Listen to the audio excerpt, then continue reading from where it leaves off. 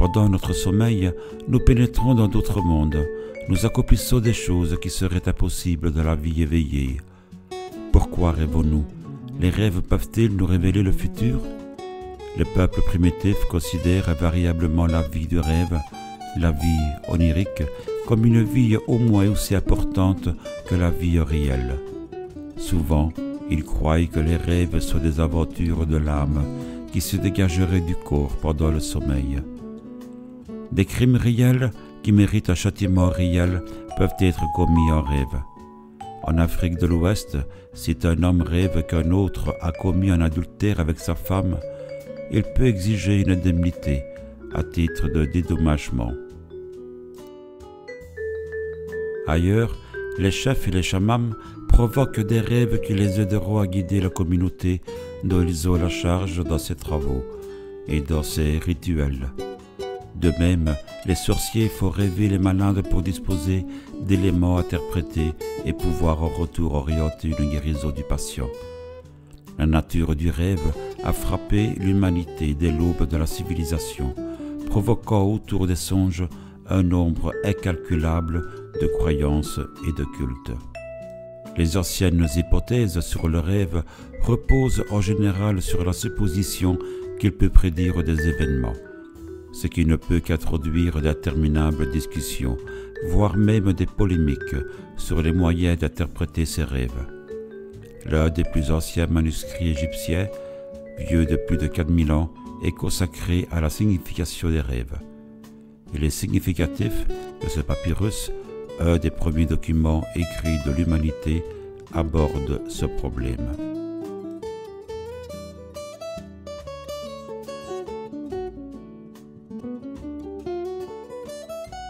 Un des rêves du pharaon Thoutmôsis IV, vers 1450 avant Jésus-Christ, a été considéré comme assez important pour être gravé sur une pierre dressée devant le sphinx de Gizeh.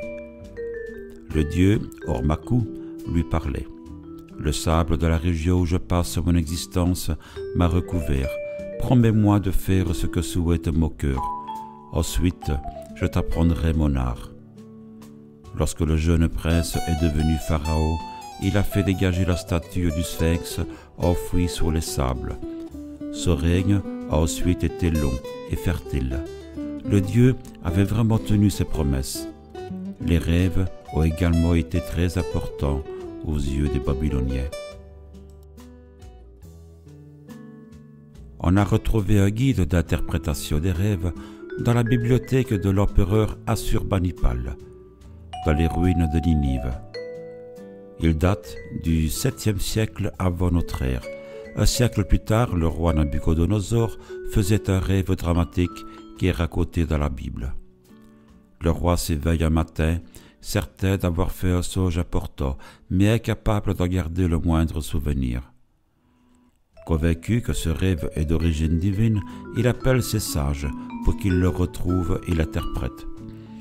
Les sages sont incapables de retrouver un rêve dont le roi lui-même ne se souvient pas.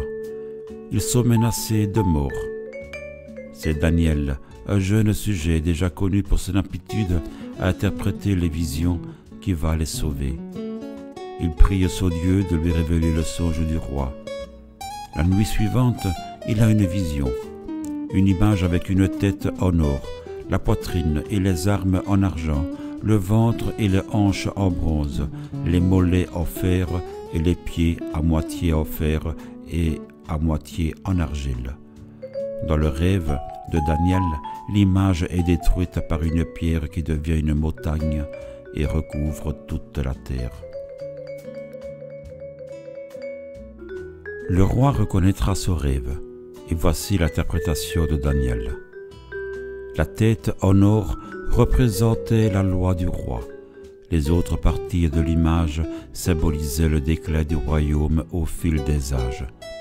Le royaume qui devait succéder à celui du roi serait un royaume voulu par Dieu et survivrait à jamais. Le roi de Babylone rendra hommage à Daniel en lui donnant de hautes fonctions à la cour. Certains rêves sont très ardus à interpréter et il faut quelquefois un esprit éclairé pour décrypter des jeux de mots. Le cas d'Alexandre le Grand est amusant. 332 avant notre ère, Alexandre le Grand assiège la ville de Tyr, en Phénicie. Il rêve d'un satyre dansant sur un bouclier. Sur devers, il voit une sorte de jeu de mots intraduisible en français pour indiquer que Tyr est au jeune roi. Alexandre poursuivra et finira par prendre la ville. Cet exemple fait appel à la théorie freudienne selon laquelle l'esprit serait un plaisantin qui exprimerait ses désirs sous forme de jeu de mots. Dès les premiers siècles de la civilisation grecque, les rêves sont considérés comme un moyen d'annoncer le futur et diagnostiquer une maladie.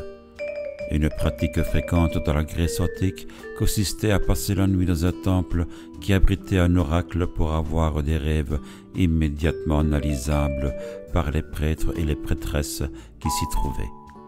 Pourtant, dès l'Antiquité gréco-latine, quelques penseurs se sont élevés contre la monde de l'interprétation des rêves, véritable défi à la logique des philosophes. Aristote était très sceptique quant à l'origine des rêves. Il admettait bien leur valeur médicale, mais il niait leur caractère prophétique. Pour lui, les gens agissaient en conformité avec leurs rêves, ce qui donnait à ceux-ci un caractère visionnaire.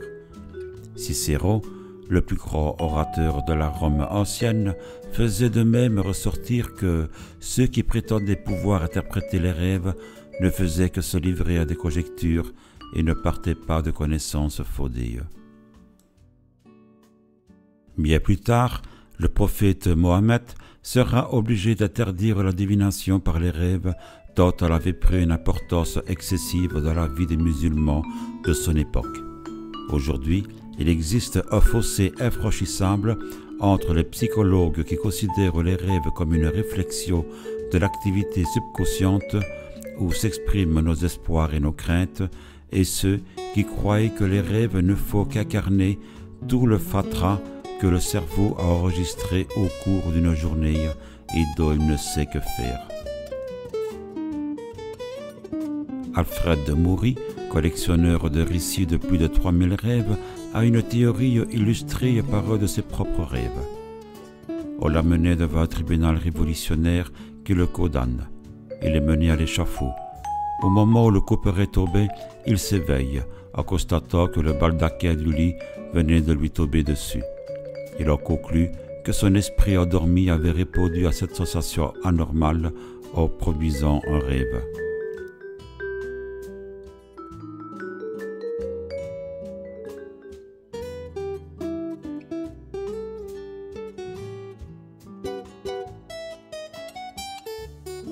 En quelques secondes, son imagination avait inventé et joué un drame cohérent. Théorie difficilement réfutable pour ce rêve, mais courte pour d'autres types de rêves qui échappent manifestement à ces créations de scénarios.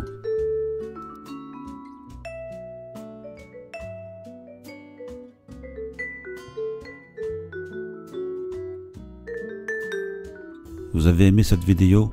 Merci de vous abonner. Pour plus de vidéos insolites, mystérieuses, historiques, poétiques et littéraires. À bientôt.